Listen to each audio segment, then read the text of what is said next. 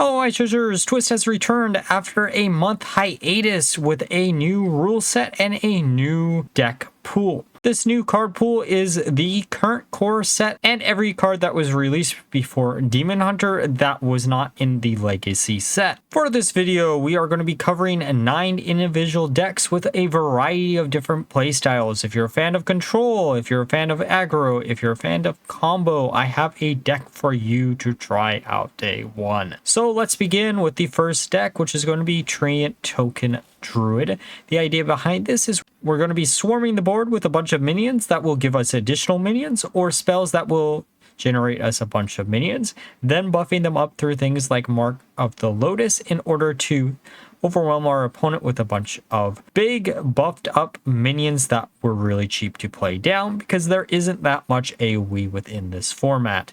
We also do have quite a bit of draw power through things like Mark of Yasharj. So if you're a fan of Treant Druid in Standard, this is probably the perfect deck for you to try out. Now for the next deck, Secret Mage in this format looks to be one of the few combo decks that are going to actually probably be playable, as it does have easy access to AoE that not a lot of other classes will have access to. We are going to be using things like Flame Ward and Fire Cell in order to nuke our opponent's board while also doing a bunch of direct damage through things like Cloud Prince. That does damage as long as we have a secret, which shouldn't be too hard to do within this deck because we have so much draw power to get us to all of our secrets. We also will be running spells that we can easily buff up through things like Street Trickster. Now for the next deck, which is going to be Dragon Hunter. The idea behind this, it's going to be a slower Hunter deck, but we are going to be discounting a bunch of the higher cost dragon cards such as Big Ol' Whelp, which is additional draw, and Evasive Worm with things like Future Emissary and buffing them up so our opponent can't easily deal with them. We also do have a lot of ways to discover additional dragons within this deck. Hunter weirdly is one of the few classes that doesn't have too much draw power, so we have to make do with what we have, and the dragon package is probably the best way we can do such a thing. And now for the next deck, the only format that you can play the iconic Mech Warper. Mech Paladin is going to be our Paladin list. Mech Warper will make it incredibly easy to swarm the board with a bunch of minions while also easily refilling our hand through a bunch of the draw power cards in this format, such as Hand of Adol. We also will be using cards to buff up our minions within our hand, making it even easier for our minions to survive if we do face one of the few classes that do have access to AoE. This is going to be a very frightening deck, and the limited amount of testing that I've done so far, this is going to be an incredibly frightening deck just because of Mech Warper being one of the very few mana cheats within the format. Now for Priest, we have a class that is one of the few classes with AoE once again, so we're going to be playing Dragon Control Priest. This deck will be centered around the fact that we can buff up all of our dragons and discount them through things like Future Emissary in order to slam down really big minions that our opponent most likely won't be able to deal with, and also using things like Holy Nova in combination with Trickster to clear out our opponent's board really easily, while maybe even controlling the board even further through stealing some of their key important minions. Now, Priest as a class doesn't have access to that much draw power, so we're heavily relying on discovery effects instead here, which is the one downside of this deck.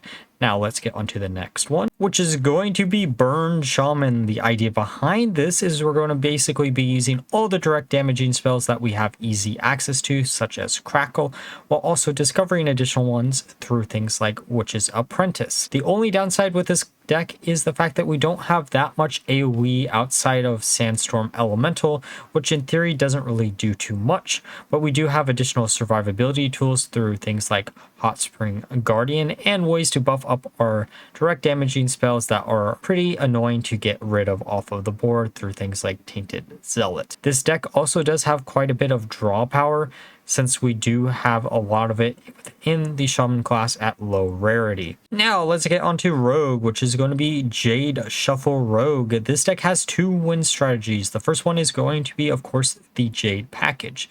Jade Spirit can be bounced back multiple times through things like Shadow Step and Daring Escape, making our Jade skill higher than any other class that has access to Jades within this format. We also have ways to get additional copies of Jade Spirit through Lab Recruiter and could even run Gang Up if it was really needed. However, I do think this should be the perfect amount of ways to shuffle and bounce back our Jades and other win condition. And speaking of this other win condition, our Razor Petal package is going to be an easy way to deal a bunch of direct damage to our opponent's face while scaling up really easily through Trickster once again. Now let's get onto the next list, which is going to be Egg Warlock. This is a iconic Warlock list where we're going to be using cards like Evil Genius to destroy powerful Death Rattle minions to swarm the board while also getting additional advantage off of the destruction effects.